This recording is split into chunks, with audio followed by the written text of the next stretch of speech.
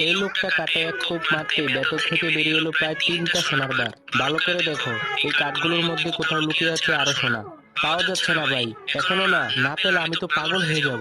ওরা অন্যদিকে খুঁজতে যায়, হঠাৎ এই তো একটা কিছু পেয়েছি। একজন লোক এসে জিজ্ঞেস করলো, ভাই মালিক সকাল থেকে কি খুঁজছে? সে বলল, আমি কিছু জানি না, তবে সব কাঠ নাকি আমেরিকা থেকে এসেছে, মনে হচ্ছে ভেতরে কিছু লুকানো আছে। ওদিকে মালিক অস্থির হয়ে পড়েছে। কিছু পেয়েছিস? না মালিক, কিছু পাইনি। তখন একজন চুপি চুপি ভাবে, এই সোনা যদি একবার হাতাতে পারি তাহলে 7 জনম বসে খেতে পারবো। সে মালিককে জিজ্ঞেস করে, এত দামি জিনিস কাঠের ভেতরে কেন? মালিক হেসে বলে, বোকা, আমি আমেরিকা থেকে সোনা পাচার করি, সবাই আমার কাজে লেগে যায়। কিন্তু সেই লোকটার মাথায় এখন শুধু একটাই চিন্তা, সোনা।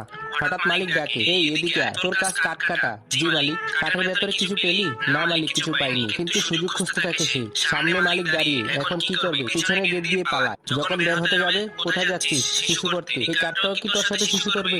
লোকটা কোনোভাবে পরিস্থিতি সামাল দেয়। এরপর শোনে শহরে